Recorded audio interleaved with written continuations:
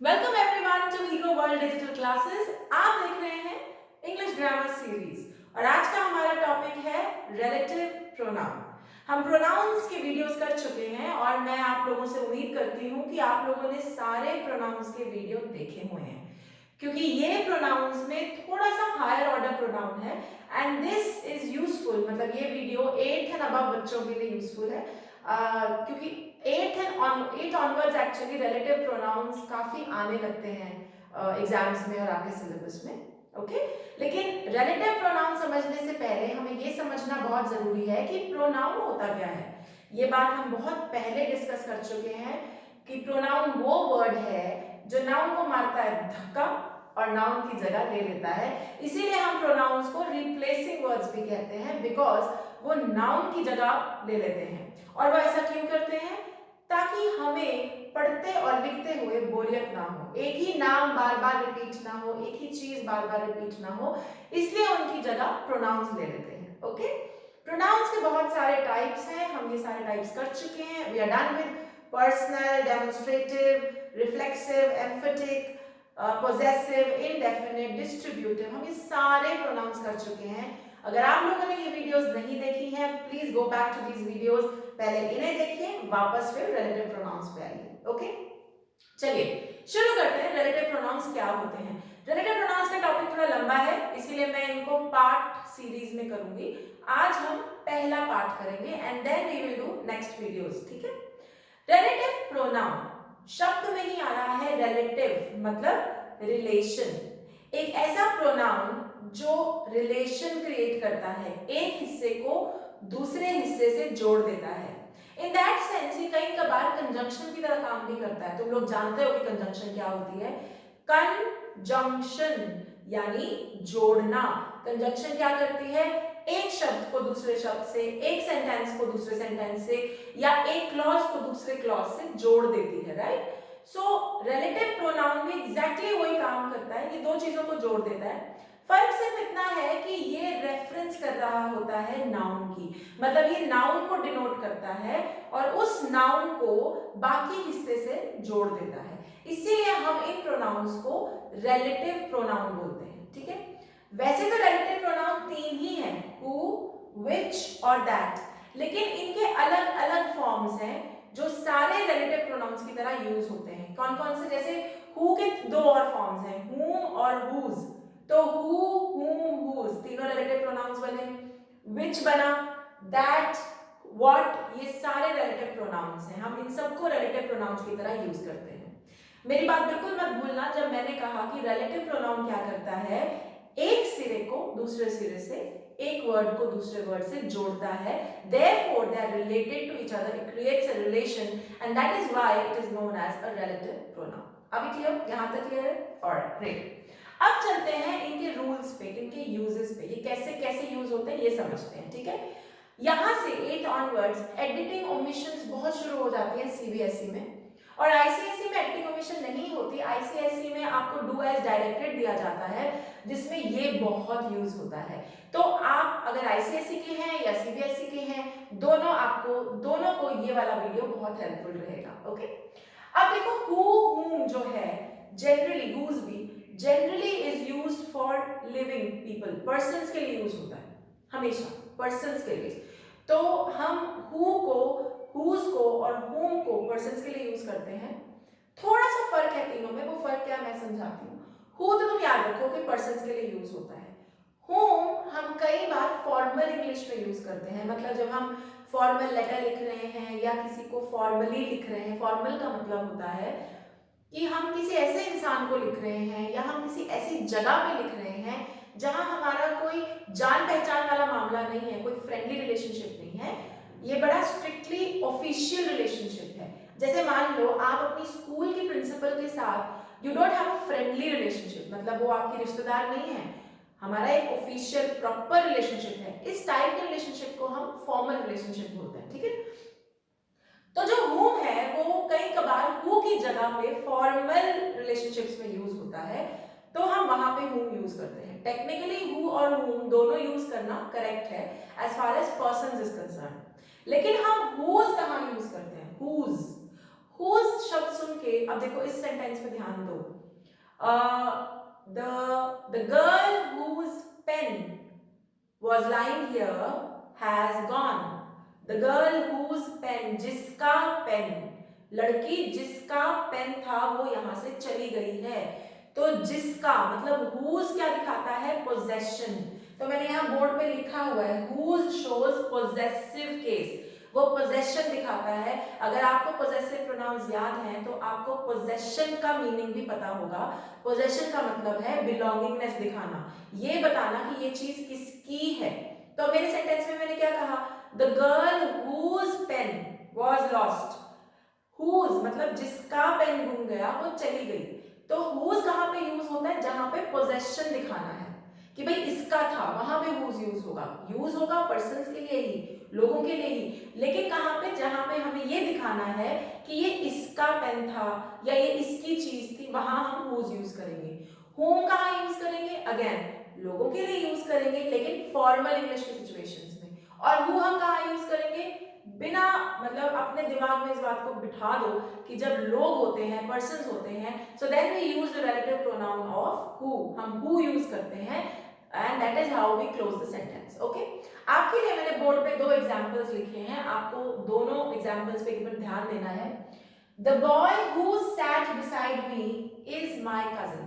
अब ध्यान दो, the boy sat beside me, the boy sat beside me, अजीब लग रहा है ना, अधूरा अधूरा, तो बीच में कुछ होना चाहिए ना, कुछ होना चाहिए ना जो दोनों को रिलेट कर दे। तो क्या, the boy sat beside me, बीच में क्या आएगा, बॉय क्या है, पर्सन, पर्सन के साथ क्या लगना चाहिए, हु।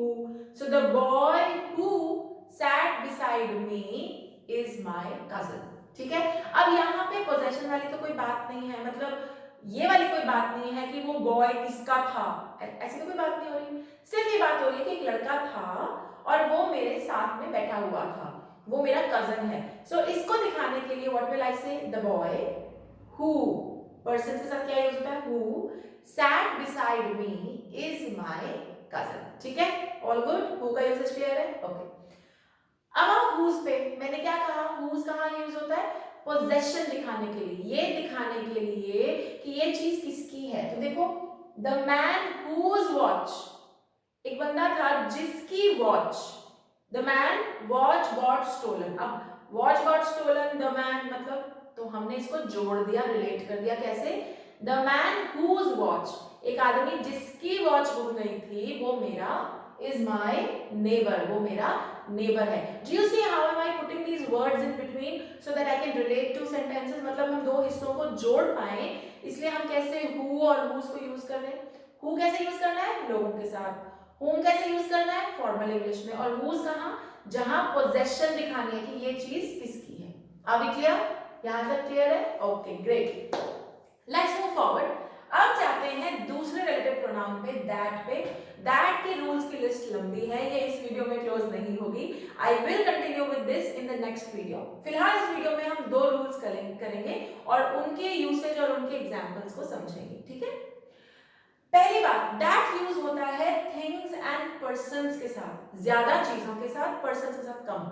कभी कभार किसी किसी सिचुएशन में पर्सन्स के साथ भी यूज हो जाता है, लेकिन मैं लिखा हुआ है मैंने, लेकिन मोस्टली दैट चीजों के साथ यूज होता है। ठीक है, अब यहाँ पे 2 एग्जाम्पल हैं। This is the man that we were talking about. हाँ, अब इस बात पे ध्यान देना, अगर मैंने क्या कहा, हु किसके साथ यूज होता है, पर्सन्स के साथ, तो अगर दैट पर्सन्स के साथ यूज हुआ तो प्रेपोजिशन भी लगेगा।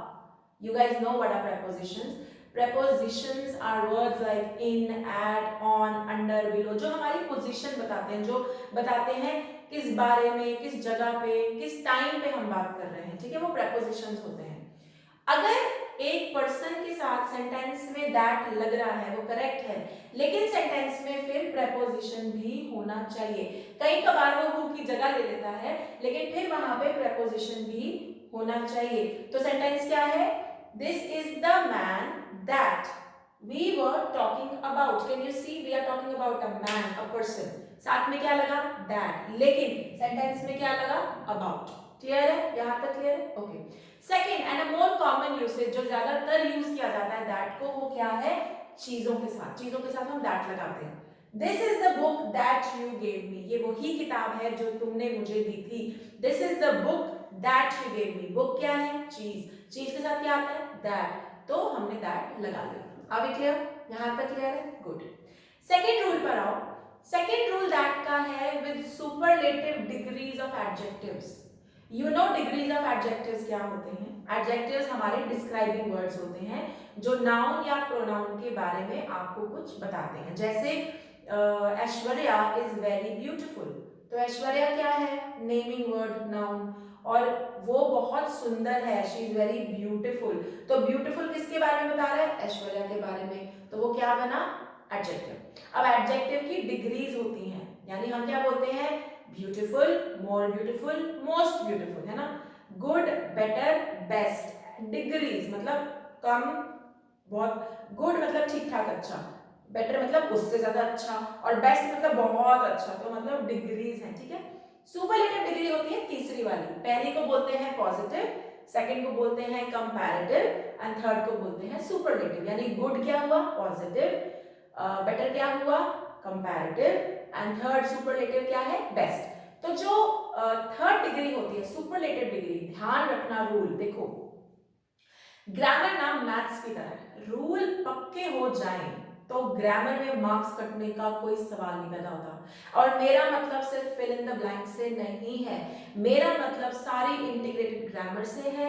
All your writing skills, all your literature reading, आप जो आंसर्स लिख रहे हैं उनमें भी टीचर गलती काट ही नहीं सकती, अगर आपको ये बात याद रहे कि भाई जब भी सुपरलेटिव डिग्री आती है तो दैट लगेगा।